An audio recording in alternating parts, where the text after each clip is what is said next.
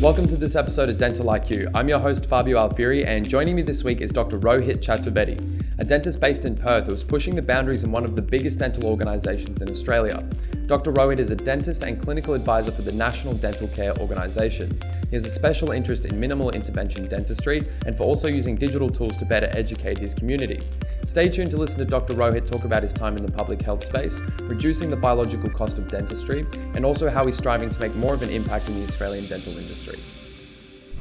Dr. Rohit, thank you so much for joining us on Dental IQ this week. Oh, it's my pleasure. I'm looking forward to it. No, honestly, our whole team's been really excited to have you on this week. And we've got a lot of really interesting points because I know you're passionate about so many different sort of intricacies in dentistry. And I really want to unpack that today. But, just so our audience can get to know you a little bit first, Rohit, let's start with you. Now, you're in Perth, WA, and you moved over from the UK.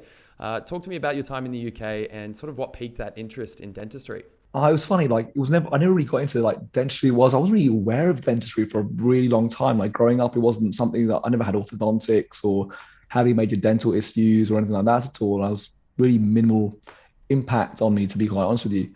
But my father was a surgeon and a general surgeon who went on to become an oncoplastic breast surgeon. And so healthcare was always massive for me, that thing when you see patients, you went onto the ward or you saw patients, your family members treated and they go, your father had this big impact on my life. He saved my life, he changed my life and whatever. And I think seeing that stuff really pointed me towards healthcare anyways, in general. And I think that's why I studied medicine to start with. And I, from a young age, thought I wanted to be a surgeon. And that was the path I initially took. And it was only through being jaded by, the health system in the UK that I chose to leave that profession after 4 years of practicing and doing core surgical training in the UK. 4 years? Yeah, so I did 4 years. So after graduation in 2006 from Nottingham, I did 2 years general rotations and 2 years of what we call core surgical training, and then did my membership exams to the Royal College of Surgeons in Glasgow.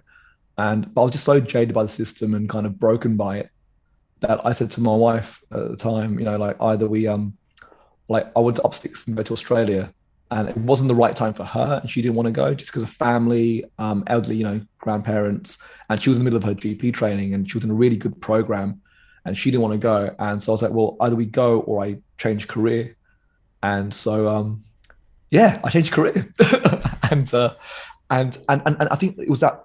But at the time I was looking at going to things like management consultancy and big pharma, which is a very common path for medics who are leaving in the UK. But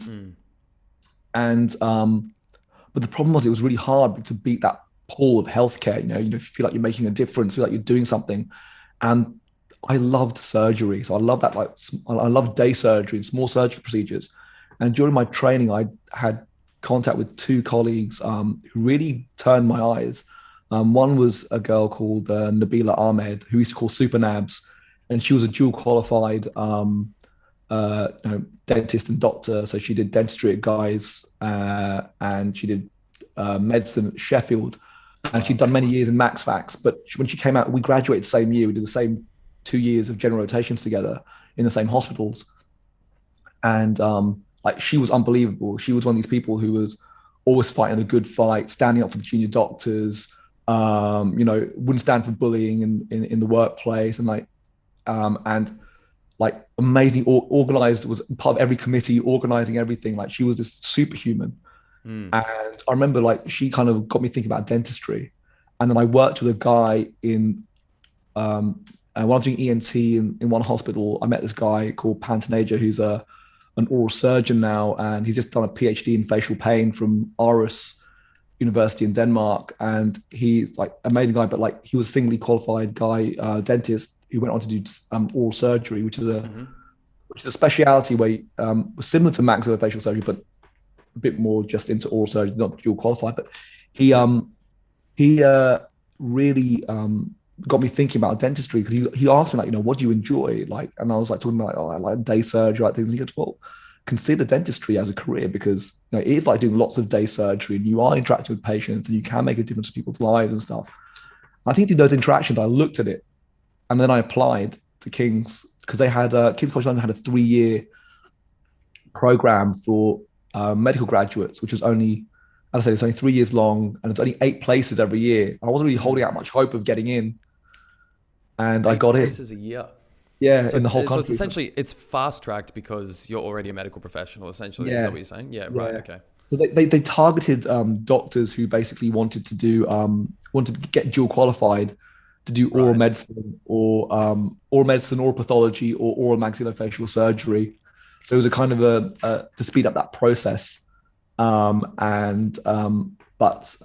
no, I got in. It was fantastic, and those 3 years have had a profound impact on my life. And I went to somewhere like King's College London, where I met absolutely inspirational people who weren't just. It wasn't just about oral health. It wasn't just about or health in general. It was about becoming a better human being. It was about treating people. It was about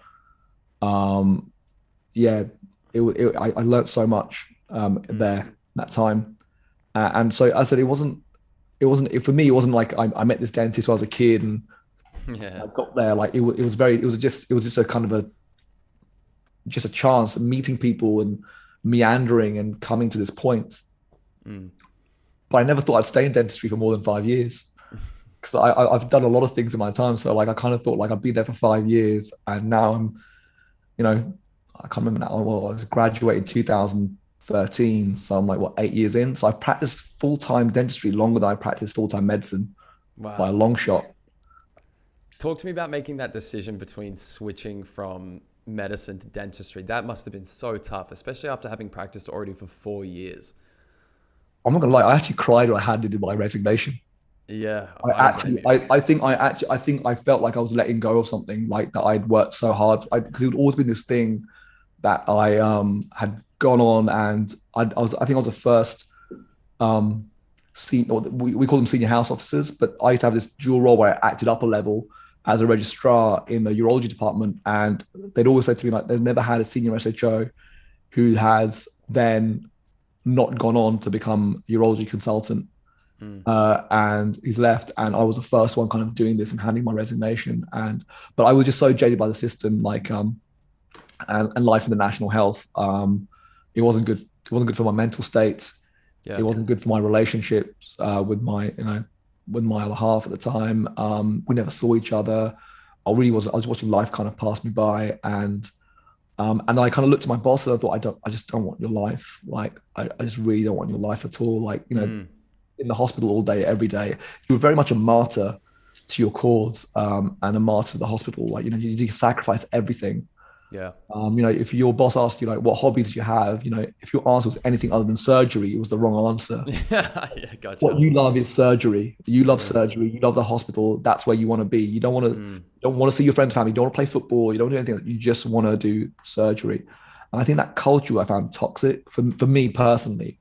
And I admire anyone who does it. Like my father was a surgeon, and I admire him. I admire my family. I admire people who take that career path on. But yeah, it wasn't for me, and it wasn't a good place for me. And I think when I made the decision I wanted to come over here to Australia to do that, just because I had friends who'd come over who said the culture was different and things. I thought like that might be a good fit. But then when it wasn't to be, I knew I had to go somewhere else and do something else. And I think like big pharma, I think, and things like management consultancy. I think although I love those ideas, and there's a part of that really appeals to me in the strategic sense and the business sense and all those things. I love problem solving, which again is why I like things like dentistry and surgery. I love problem solving. But yeah, I think like that idea would probably not have worked long term. I think healthcare was always something that was big in my life. And I love that interaction and making a difference to people's lives in that sense. So I think that was something I always loved. So going dentistry was a good option for me. Though I didn't quite understand that at the time. I appreciate that more now. But yeah, no, and I said I got into this 3-year course. I met some amazing people, and I was surrounded by inspirational people at King's, and that people that people have touched the lives of even like dentists I know here who have become like big in their field. They've all been touched by their lives have been touched by these same guys over it when I studied, and so I feel very lucky.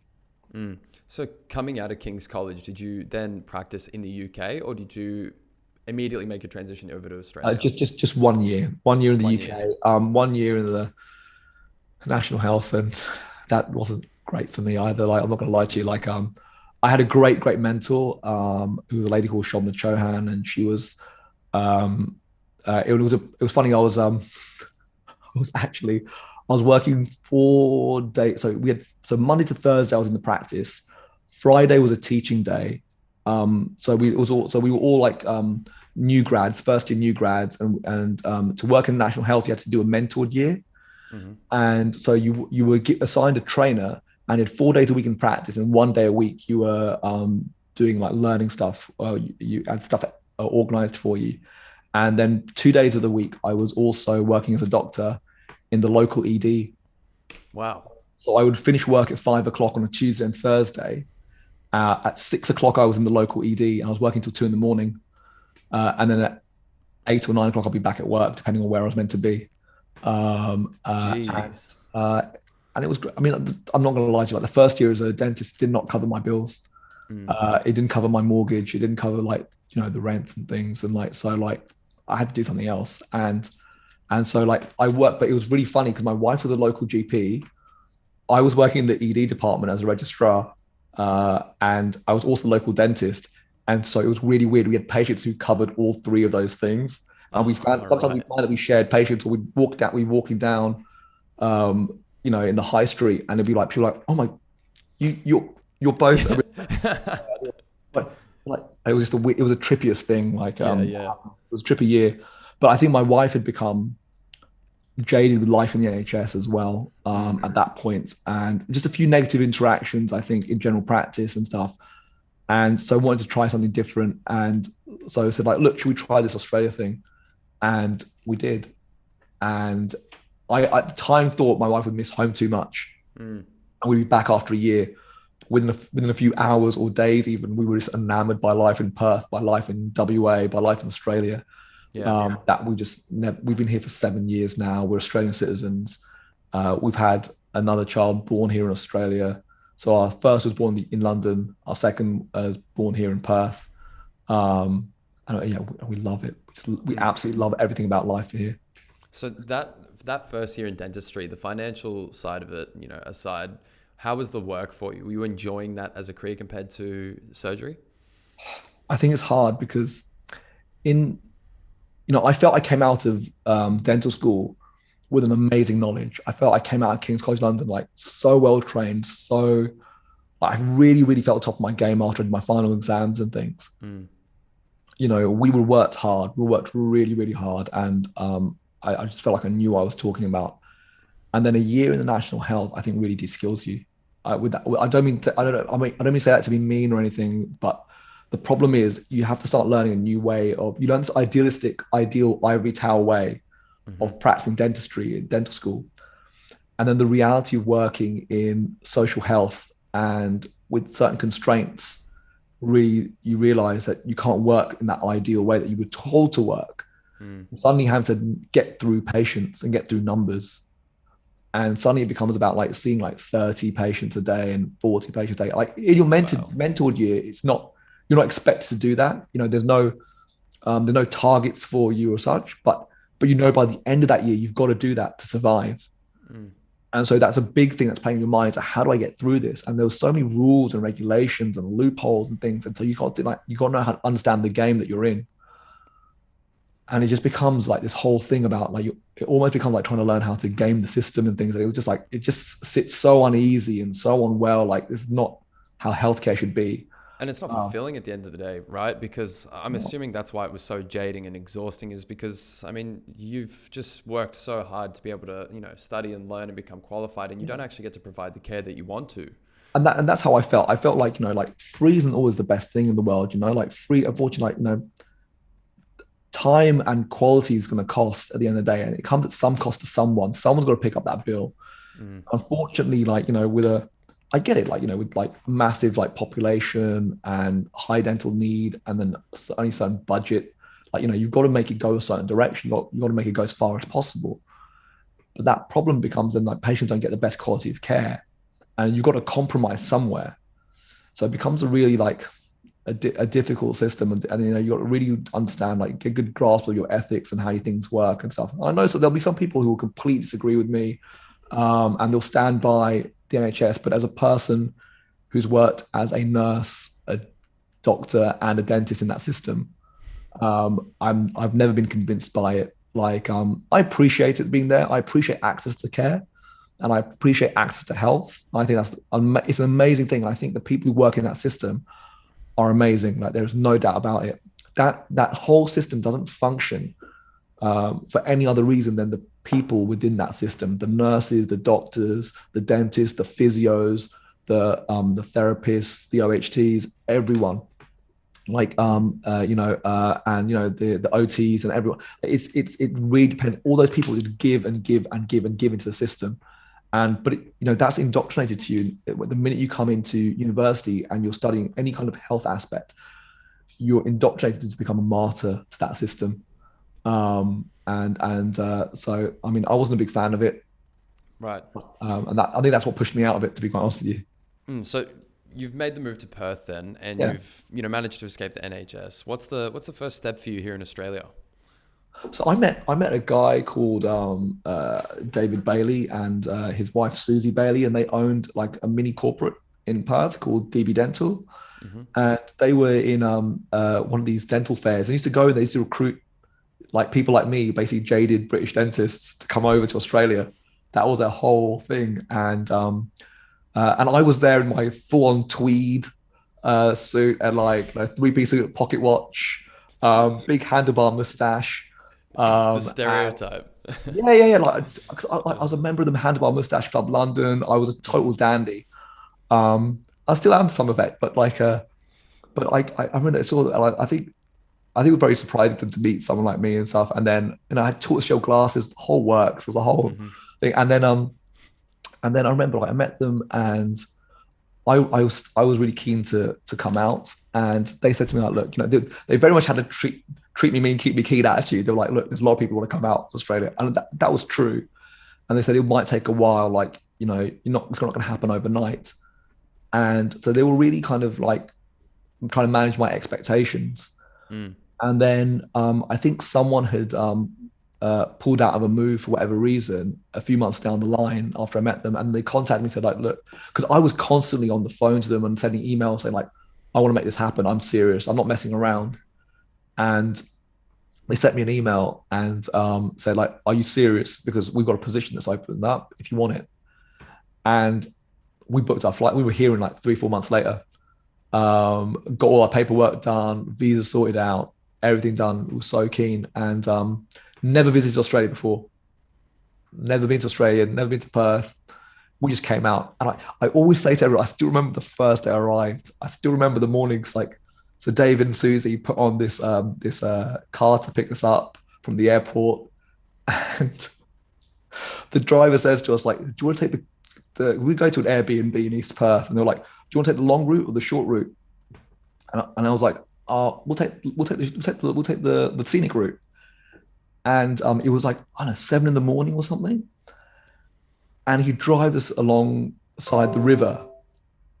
And we're driving alongside the river, and it was just stunning. There's like the river, the sun's up, the palm trees are there. And I felt like Pretty Woman in that scene where she's going down Beverly Hills, it was, or even like, or I also say like Axel Foley when he comes into Beverly Hills, that scene, and the music's playing and the palm trees are up there.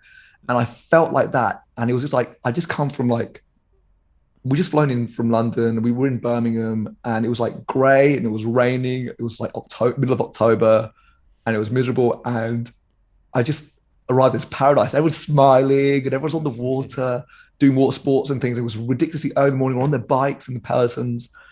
And I just thought, like, where is this weird and eerie place I've come to?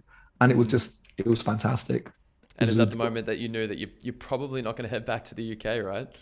It's funny because within 24 hours, my wife said to me, I don't think I can go back home. Like, and my wife was like, she's such a home person as well. She's so close to all her family. I was so shocked that my wife would ever say that to me.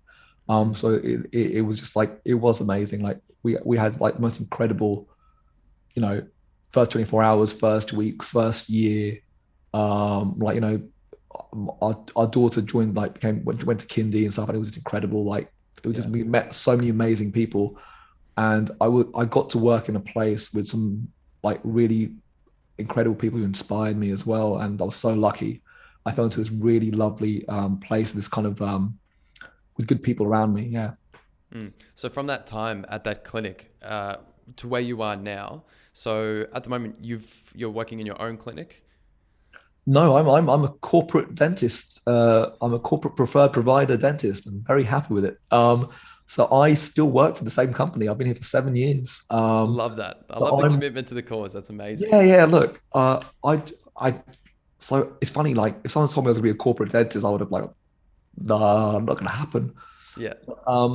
But look, I mean, I'm grateful to the old owners who brought me over and gave me that opportunity, and they put me in two stunning practices in Cottesloe and Claremont in WA. And if anyone knows WA, they'll know like Cottesloe is an iconic place, and Cottesloe Beach, and down the road is Claremont. It's another beautiful place and beautiful suburb. And I went after the first couple of years, I went full time from being split between two practices to doing full time in Claremont. Mm-hmm. And then we got bought out by a national corporate called NDC, who are owned by National Dental Care, by a private equity fund. And but basically, they came in and they were amazing. Like, they've just fully embraced doing dentistry a little bit different, being a different corporate. They've got, like, you know, we've got a dentist on the board of directors. They have gone down the path of really investing in technology and investing in dentists to be better dentists, because they've got this whole ethos about providing service in house. Like, there's no KPIs. Like, all the things I feared about corporate dentistry, like having KPIs, being someone at the top dictating to me what I should be doing clinically, didn't sit well with me. I've never had to worry. I've never had one day of that, and that's something amazing. And I've actually found them to be like, I could go to them with my crazy, wacky ideas and go like, I think we should do this. And they'd listen, and they have listened. And everything I've asked for, well, not everything, but most things I've asked for within reason, I've actually pretty much got if I could justify them. So I've had a really, really positive experience of corporate dentistry. And well, I'm like, don't get me wrong, I understand like private practice dentistry, there are good aspects to that, or practice ownership, there are good aspects to that. But the reality is, I think everything's got some downside. It always feels like the grass is green on the other side. But the question is, when you go, you're swapping one set of problems for another set of problems. Like, so yeah, like nothing's perfect. There are issues between corporate dental, working in corporate dental practice and preferred provider dentistry. But even if I was in a boutique practice, that would have its own problems of being a practice, either a practice owner or an associate within that kind of a practice. And so I'll be trading one set of problems for another. It's just which set of problems suit me better, and which set of positives do I prefer. And at the moment, I'm very comfortable. I'm very grateful where I am. I see the other things. I'm in a lovely area with amazing patients. Like, I love serving the communities that I serve. I've got a book of like, I have a laugh and a giggle with all my patients, well, the majority, most of the time. You can't say everyone. No one can say everyone, but and I see their families and their friends. I get loads of referrals all the time, and so we have a good old time. We have like, it's very hard to leave that kind of situation, I think. Definitely. And I mean, we were talking the other day about sort of corporate dental, and you even mentioned that you were a big reason why the iTero system and digital dentistry was even introduced into their sort of organization. And I mean, for a business that size to be so receptive over, just what one of their dentists is proposing to them it's incredible. So it's funny, we had this whole thing, like, so when NDC came in, they said like, look, we want to get, our long-term vision is to get all this digital into every practice. And we're looking at scanners. And I remember speaking to the CEO at the time, a guy called Gordon, and saying to him like, I really want an iTero. And he's like, well, don't worry, it'll happen one day, whatever. We were trying to work out, do we want like this system or the iTero or another scanning system? They were looking at several without naming the others. I think people can work that out for themselves what they are. And I said, no, I really want this system. It was like, if you don't want to get it, that's fine. I'll buy it for myself. But he was just like, calm down, mate. Just chill out. And I was like, no, I honestly believe in it that much. And it took a bit of time, but and there were a lot of people who didn't I was hardly doing any like clear aligners or anything at all. Like I did like maybe 3 cases a year, and I wasn't doing like heaps of like, indirect restorations and like crowns of veneers and bridges and all that kind of stuff, or implants. And a lot of people kind of go, why do you want a scanner? Why do you want a 3D scanner? And I said, like, I want it as a communication tool. And I think people just laughed at me at that point. I think a lot of people just laughed at me.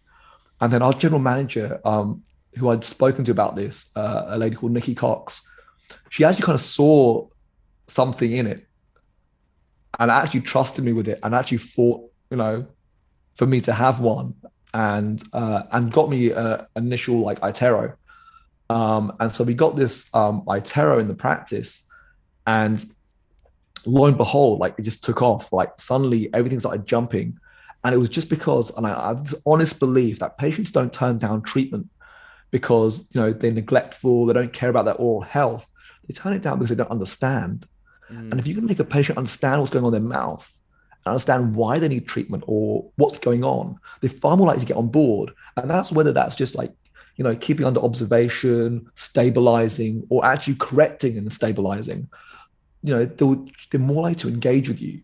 So I kind of found that that was the thing to do. And so it took off really well. And then I said I want the next best one. There was an iTero that got released when I got my one. At the same time, there was a better one that came out. And this one had near infrared and the ability to look at decay without x-rays and find decay. And I thought, like, that just blew my mind. And so I said, I wanted this fancy one, which was double the cost of the one they bought me 6 months ago. And they just said to me, like, right, you're dreaming, mate. You had like a near $30,000 scanner.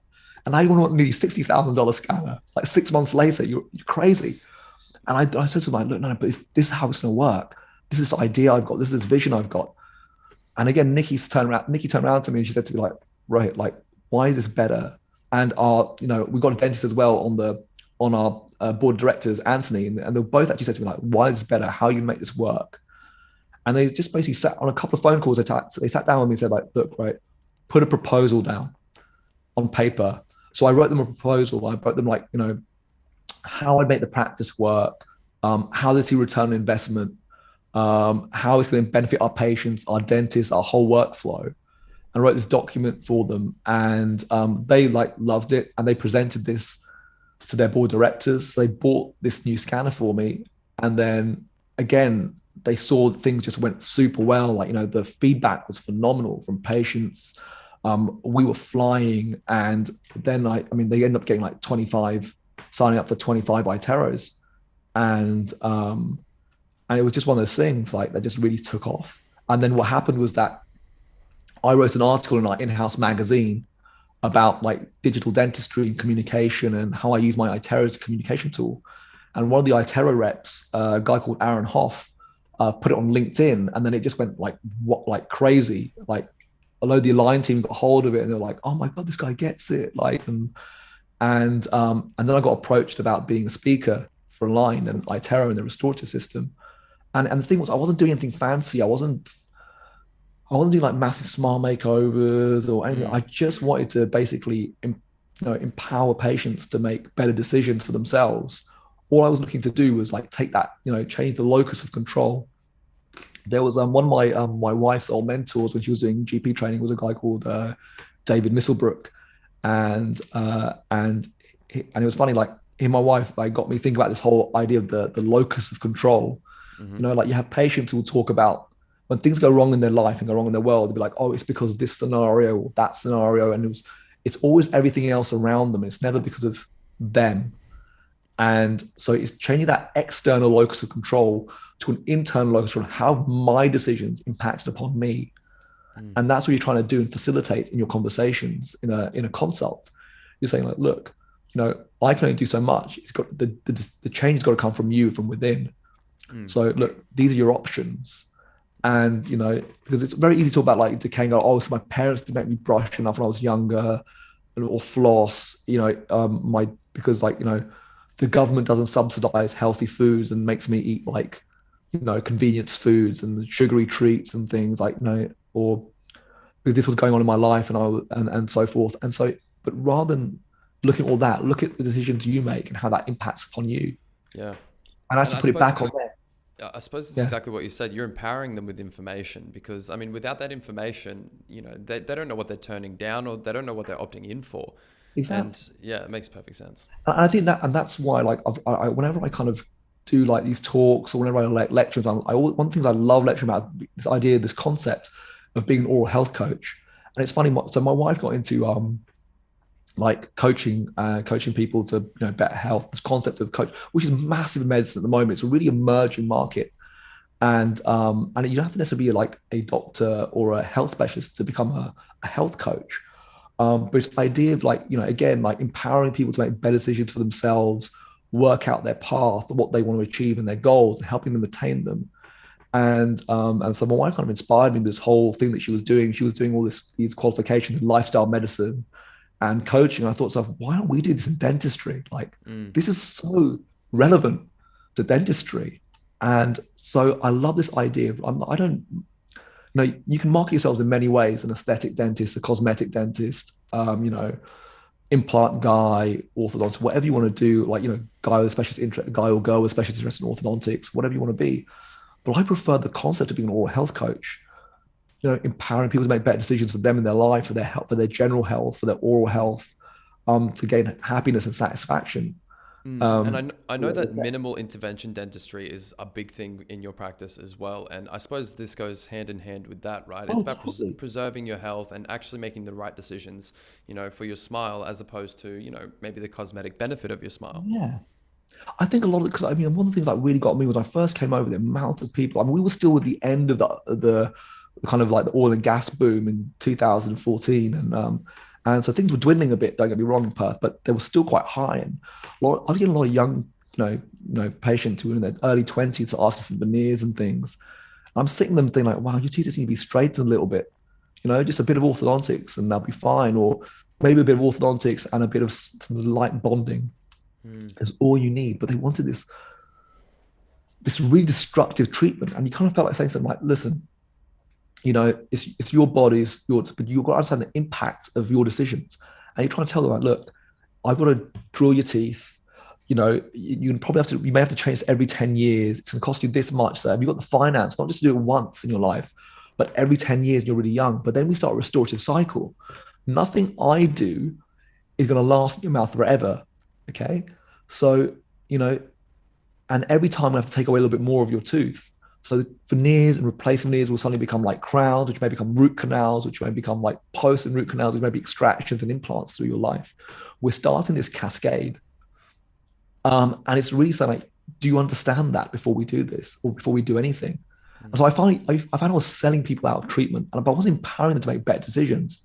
I was just selling them out of treatment. They still wanted what they wanted. So whether they were then turning away from me and then going to someone else, and then just going off what they thought they wanted anyway, I don't know. But it was more about then I realized I had to give people solutions and options.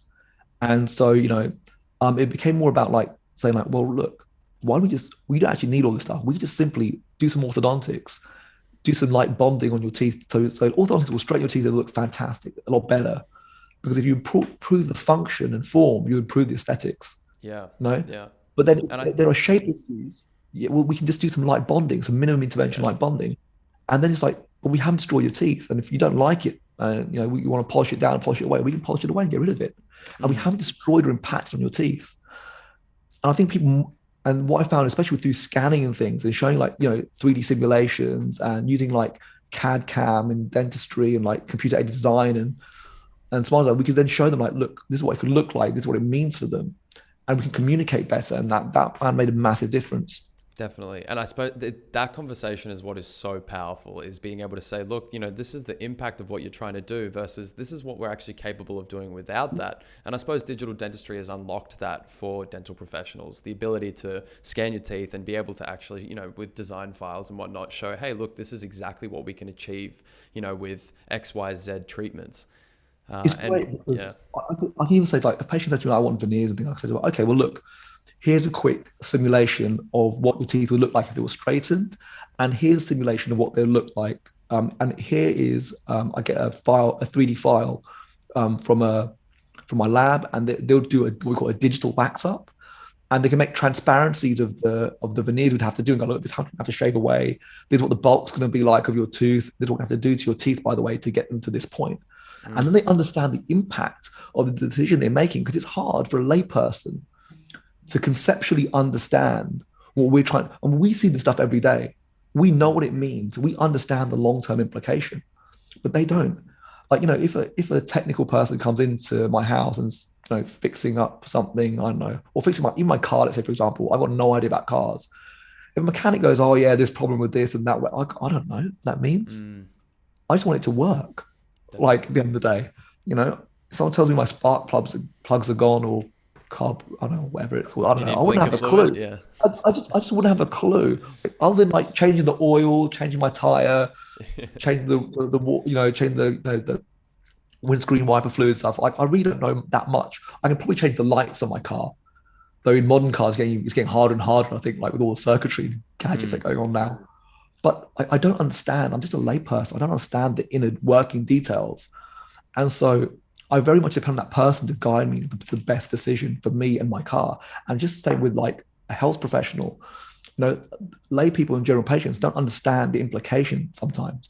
So it's up to us to guide them and show them. And that's one of the things why I love like things like near-ear technology. Like, so we're seeing now in like a lot of modern scanners, there's even like caries detection technology. And so I love the fact that without an X-ray and things, and even if you've got patients who are really anti-radiation and X-rays, even though we know this is safe in dentistry, we can provide a non-radiation investigation, like near infrared, and find early decay in their mouth and go, hey, look, what's going on in your mouth? But we need to assess the depth and stuff. Would probably indicate it for an X-ray. And they go, yeah, okay, sure, why not? Versus, or even say to them like, okay, well, actually, I can't see any evidence of decay in your mouth. We can let this one go. We won't take an X-ray today and things. And it's such a better conversation, such a healthier conversation. And then even if we find early decay, we can do minimal intervention because we can find it early. So we can say like, oh, look, there's something going on here, but we don't know if there's like, it's just into the dentine. Like, a lot of dentists will be told in dental school, if it's just into dentine, the outer third, you've got to drill the tooth and you take away all this good tooth substance. Yeah. However, the evidence shows us that 65% of, what we call D1 lesions, the outer third of dentine, will not have a cavitation. And if it hasn't got a cavitation interproximally, we don't need to drill the tooth. So we can simply get like ortho bands, separate the teeth, have a look. And if there's no cavitation, we can either choose to just give them hygiene advice, like, just floss and fluoride, or we can use modern like materials like resin infiltration, like things like Icon, where we put a resin material that absorbs into the tooth and seals it off, that demineralized tooth, and protects it with no drilling. And we haven't got rid of all this healthy tooth. So we're reducing the biological cost, the teeth. And that's where it's really key, like biological cost. Like, when we do an intervention, we have to think about not just the financial cost, but the biological cost. Where is it going long term? Like, how are we destroying what's in their mouth? Because as I said, nothing's going to last forever. When you change the tires on your car, we don't think those tires are going to last us, forever and a day. We know we have to replace it at some point. And same with whether it comes to your gearbox, your engine, whatever, like they'll have a finite lifespan, lifetime. And so we've got to think about the implications of what we do and how regularly we change things, and how that impacts on everything else, how that impacts on the nerve, like how deep we're going. Are we going to end up like putting the person towards a root canal treatment within their lifetime, and so forth? And crowns, yeah. Tell me about this band situation that you spoke about before, how you separate the teeth, you have a look. Because I remember you mentioned this last time we spoke, and I found it really interesting, the way that you kind of avoided such an extreme procedure, because all you're trying to do ultimately is lower the biological cost. So how can you do that in a gentle way that still lets you achieve the same outcome? Oh, so it's really simple. Like the thing, so we know that. So what you do is like, I scan every patient at every point. I strongly believe it's worth scanning them. And if I, using my near-ear scan, if I see decay in their mouth, and say it doesn't correlate with the X-ray, or like it looks like it's just in. So we split the enamel into two halves, like we call E1 and E2. E1 is the outer half, E2 is the inner half of the enamel, and then the dentine's going towards the nerve is split into D1, D2, D3. So D1 is the outer third and D3 is the inner third by the nerve. Mm-hmm. So E1 and E2 lesions, enamel lesions, you don't need to drill. You don't. So we know if we see that on an X-ray, we don't need to drill it at all. But when it gets to D1, there's a 65% chance that it will have no cavitation. 35% it does have the cavitation. So we're kind of playing the odds game. We don't actually look at the tooth. So sometimes if they've got no lesions, sometimes I don't worry too much about it. Like they're low risk. I go like, okay, let's review this. But if the risk based on their oral hygiene, their previous exposure to caries is like higher, then I'll take like an orthodontic separating band. It's like a small lackey band. Mm-hmm. And so what happens? Orthodontists use this to place between molar teeth, and then put the metal bands on that are used for braces like for bands and brackets and so forth. That's how they separate the teeth to put the metallic circumferential band on. Mm-hmm. But you can separate the teeth by about 1 millimeter or so. So what happens is the band, you stretch the band with 2 pieces of floss, you ease it in between the teeth, and as it contracts over about 3 days to 4 days, it separates the teeth a little bit, opens up a space.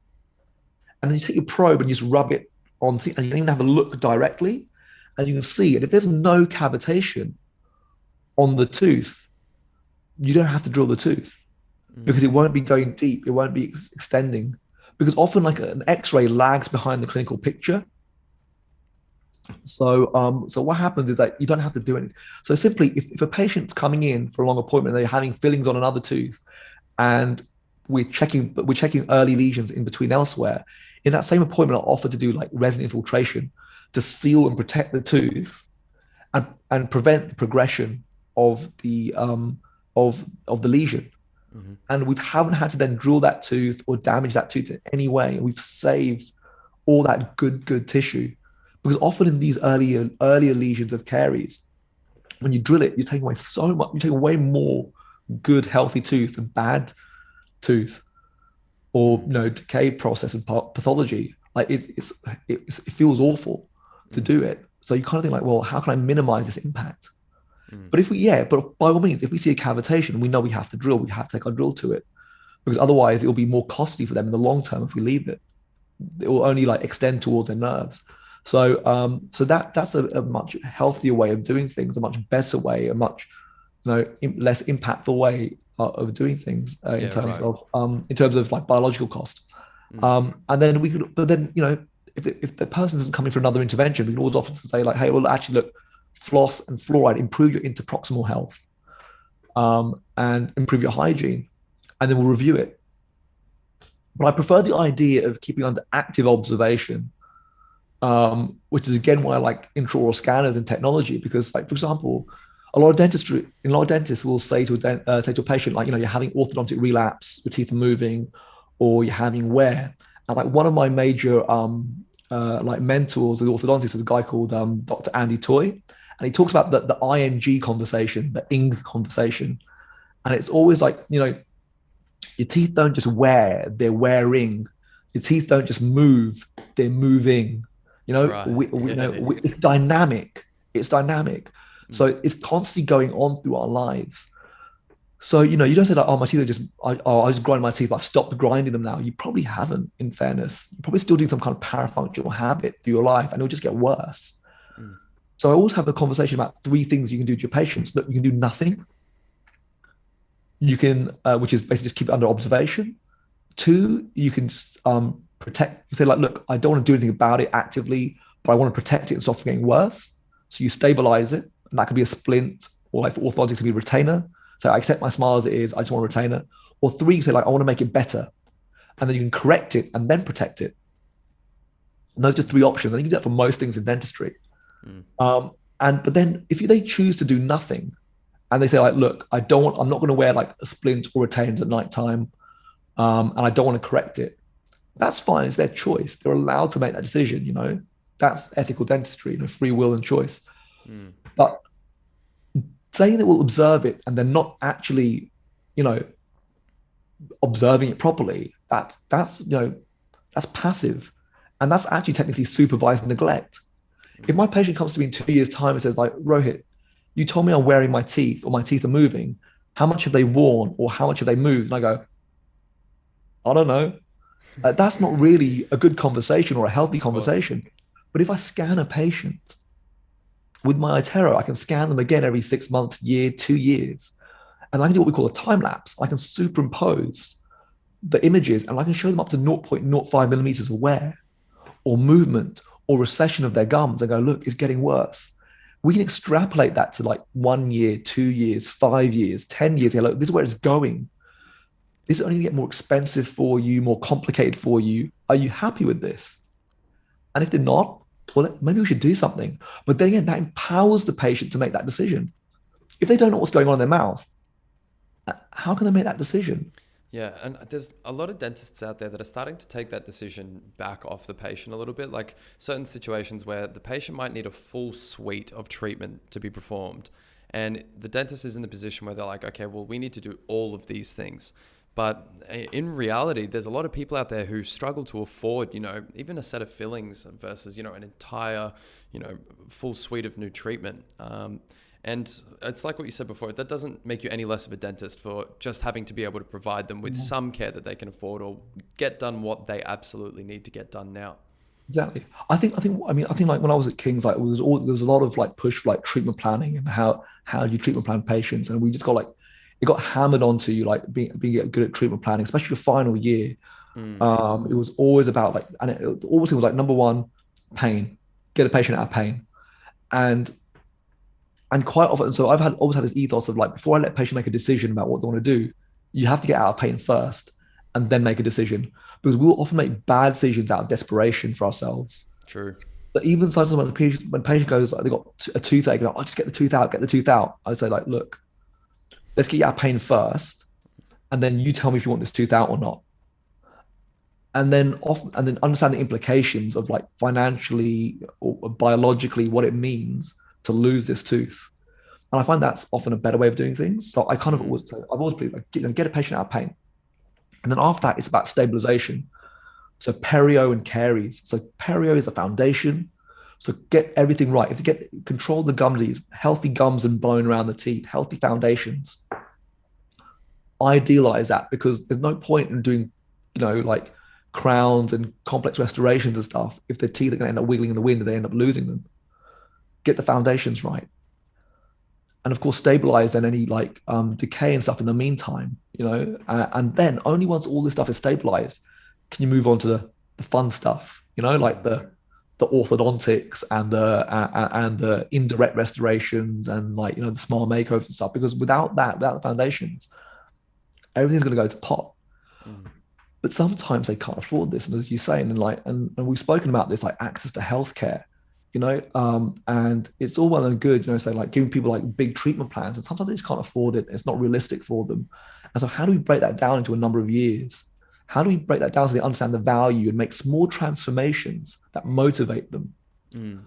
And so that's what it becomes about, making small transformative changes that improves their life, that improves the quality of their chewing, their eating, their function, that motivates them. Because if they understand that and if they motivate, they'll look after their teeth better. They'll look after their restorations better. They understand the impact. And sometimes you just have to accept you have to do a bit of patchwork here and there with a longer, bigger goal going forward. And I've had like, I always kind of thought, I think patchwork dentistry was like the devil in dentistry, like that, like you're somehow like, and I felt like bad if I ever did it. I thought I was doing like lesser work. And because I think, especially in the age of social media, you see all these fancy treatments done, like these big, like crown bridge implant treatments. And you think like, oh, that's what I should aspire to. And it's like that or nothing. Like you get that or nothing. That takes the decision away from the patient. If they can't afford it, then what do? They let things get worse. Yeah, and they find themselves in a worse position. And so it do like I've had like I'm lucky. Like I've paid for mentorship and things as well. And I've had people like, and it's interesting, even like people like Lincoln Harris who do like amazing treatment. You see their stuff on like online, and even he talks about like, you see him go through cases, you'll see him talk about like how he temporizes cases and temporizes them like this and does it over many years. And we just see the befores and afters and we think like, oh, this is amazing. And when he set up things like his RIPE forum on Facebook, which I strongly recommend everyone should be like join and look, he had this whole vision of like, I'm sick of before and after. let's see the stages you took you have to tell us what stages you took to get there. You can't just post it before and after. We want to see where you started, how you got there, endpoint, and follow-ups if you can provide follow-up. And I love that whole concept. And that's really sharing knowledge. Absolutely. You're not just showing the win, you're showing the journey to the win. Exactly. Right? What it actually takes to be able to be, great like that, and what it takes to achieve that. Exactly. I think in the age of social media, it's very easy to get down on yourself and think like, oh, the work I do is like rubbish and all this stuff. And but you've got to like, I think, understand, like, often people just post their best cases. Yeah. And when you go onto groups where people post their fails, it's really powerful, because it's suddenly you're like, oh my God, I've been there. And it takes a very strong and brave dentist, I think, to show that. And I love those posts more. I love those mentors who've told me like, look, this is how I've stuffed up. Don't stuff up like this. This is what I've learned. And I hope that you learn from these mistakes I've made. And that's, again, like people like Lincoln who's spoken to me over time. They're like, look, this is the things I've done that wrong. I wish I'd done this better. This is what I've learned, and this is why I'm trying to teach this way, because this is what I learned from those past experiences. It's real at the end of the day as well. I mean, it's all in the name of, providing better care for people. It's not about, it's not gloating or saying, look how good I am at the end of the day. It's turning around and saying, look, here are the mistakes that I've made, so you don't have to make them, so that all of your patients don't have to, experience those mistakes either. So I think there's a lot of merit to that. Yeah. I think it's funny, like, but I remember you would say candidly in his courses, like, like, you're going to make something, you're going to ignore me, like half of you will ignore me, just make your own mistakes. But that's for some of you, that's how you have to learn. And it's true. Like, some people just have to learn by making mistakes. But if you can learn from like mentors and people, that really helps, or helps mitigate some of those mistakes that you'll make. And we're going to make them. We're human at the end of the day. We're going to make mistakes. We're going to sometimes we're going to make some bad decisions, and unfortunately in healthcare, it impacts on someone. That's the nature of the beast. I think that the key is not to get too down on yourself, not to get too hard on yourself, but actually just like try and learn from it, talk to people, reflect on it. And reflection's massive. And that's what we need to do as a profession, actually get better reflection, reflecting on, like, the decisions we made, how we've done it differently, how that would impact, and where we're going to go, like, going forward. Absolutely. And I mean, speaking of role models, Rohit, we are just about to run out of time. So I really want to quickly get to this, because I know you're going to have a lot of great answers to my questions, but we do a segment at the end of every episode called Quickfire Questions. And pretty much what we're talking about now covers a couple of them. So I thought we might jump straight in and hear your responses. Okay. Absolutely. All right. Well, the first question is, in the early days of your career, did you have a role model? I've talked about in my undergraduate, in medicine, like, I had like good colleagues around me, like Nabs and Pan, and they were fantastic. And then I think but then I coming to dental school, like, I was surrounded by like people who were amazing, like Sabir Banerjee. Like, I think everyone knows Sabir Banerjee because he runs the MSc for like the aesthetics and restorative things. I never really, like, he only used to walk onto clinic, but we knew who he was, and he was like very inspirational character. But then, like, some of the people who really impacted my life were like people like Tim Watson, who was amazing in restorative work. He took me in that 3 years I did dentistry. Really, he's an amazing person. He's developed so many like dental products, and he's pretty big in biomaterials. Richard Cook in oral medicine was amazing. He took me under his wing in my final year or two of dentistry, and really got me into research and academics and things. Like, he was an amazing guy. And then like Eric Waits and Mark Wolford were two guys. Eric Waits is like my god of radiology, dental radiology, and Mark Wolford was like quite high up in like King's at the time, and I think he's still there. I don't know, but they taught me about just being a better human being and actually a balance of life in dentistry. I mean, it's not for me to discuss their stories of all these guys, but they've got amazing stories behind them beyond dentistry, and they taught me a lot about being a good human being, a lot about valuing family, and life beyond dentistry. And actually how to, and a better way to think about patients. And I really feel they had a very holistic view of kind of health and dentistry and, being a good person. And also that idea that, like, don't go chasing money and things, just focus your early years of your career at getting good at everyday dentistry, doing the right treatment plans, treating patients well. And then eventually, with that, professional ability, professional status, and finance, all those things will get good if you just focus on all those, like, just do good quality dentistry early on. So I suppose you don't have one role model. One role model. You've got a big accumulation of a lot of experiences that you've had with a Yeah, ton of different people over the years, it's right? just lots of little people. Like, I was never lucky enough to have that one good person who took me under their wing and then Yeah. and then pushed me through and propelled me through like my life, career, dentistry, and whatever. Like, it was always, like my parents, and then like people I interacted with in my profession. They did small steps and small journeys that led me to bigger things, Mm. and then coming to dentistry, I mean, one person I love, not just because they're an amazing dentist, like someone like Bharat Agrawal, like he is a phenomenal dentist, and I'm insanely jealous of the guy's skill. I mean, I don't know many people who seamlessly blend indirect and direct restorations, and they follow that minimal intervention philosophy. But other than that, he's an amazing communicator, and that's Mm. what I think I love. Like, I love that communication and stuff. And it's not something that's taught, I think, overwhelmingly well within dentistry at the moment. Like, because we have, as dentists, you've got to learn so much practical skill through dental school. You don't have much time to hone in on communications, which is key to patient interaction. And Mm. he's someone who's really, really nailed that whole communication within the profession and with patients. And I find that amazing. Mm. No, I think And it's honestly a really good answer to that question, because it's more realistic too. Because you're right, not everybody has that one person that puts them under their wing and says, yeah, I'll show you the ropes. So I think it's all about trying to find those really valuable moments with everybody that you meet in your career, and finding what you can take with yourself to that next step. Yeah, and I as I like said, that a like, lot. Yeah. I think it's, the truth is, like, honestly, like, I'd love to have met that one person who took me on the wing and then, coached me up and then gave me their practice. And then, Mm. like, I knew how to run a practice and be an amazing dentist and do all this amazing work. But Mm. I think you realize is, if you don't get that, which is the majority of us are not going to get that.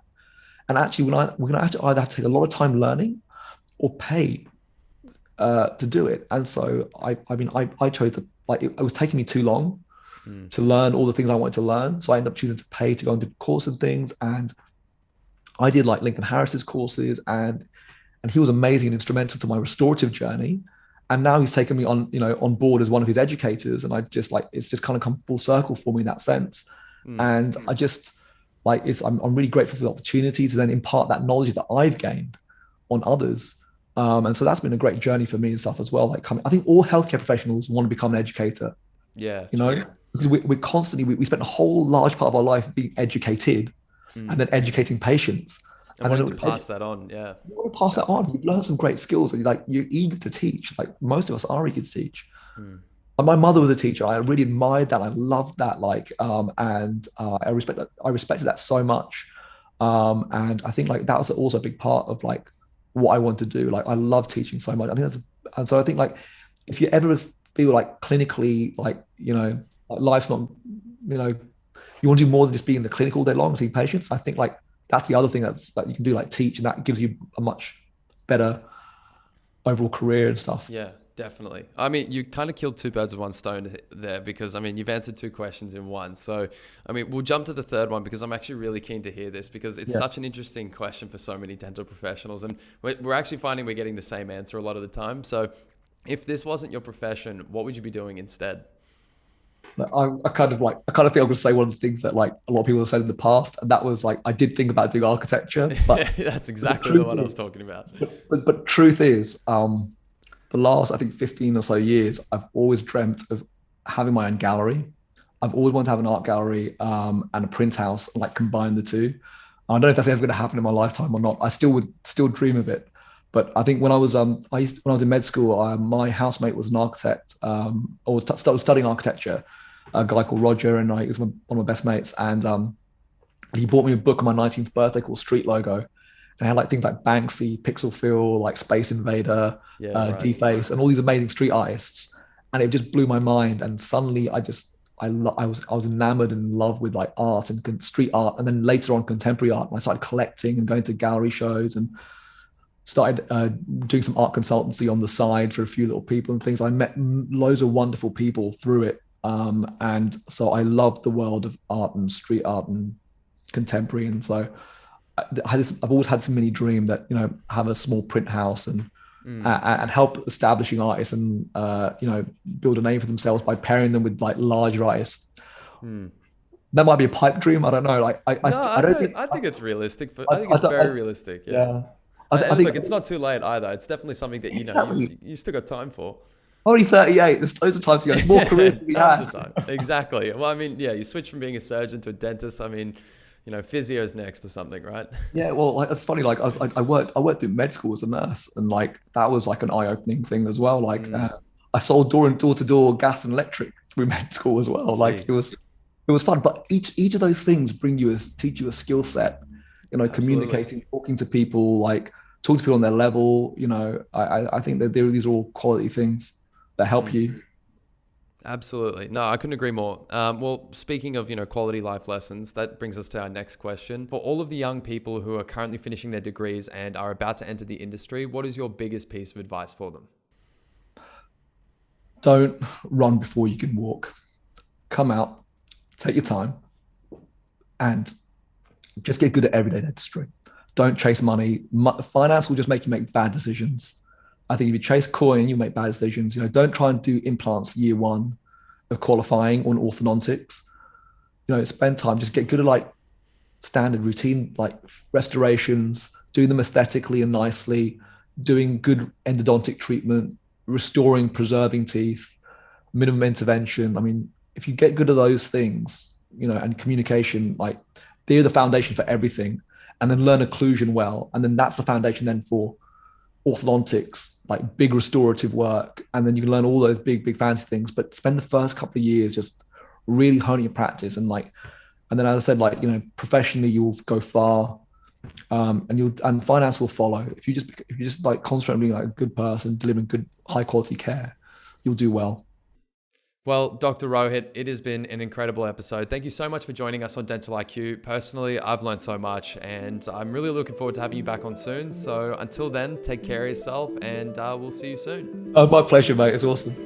Thank you so much for joining us this week on Dental IQ. If you enjoyed the podcast, please follow us and leave a rating. And you can also find us on Instagram at dental_IQ. If you'd like to join us on Dental IQ or have any topics that you want us to cover, you can reach me at fabio@dentaliq.com.au. Thank you so much for joining us again. We hope to catch you next week.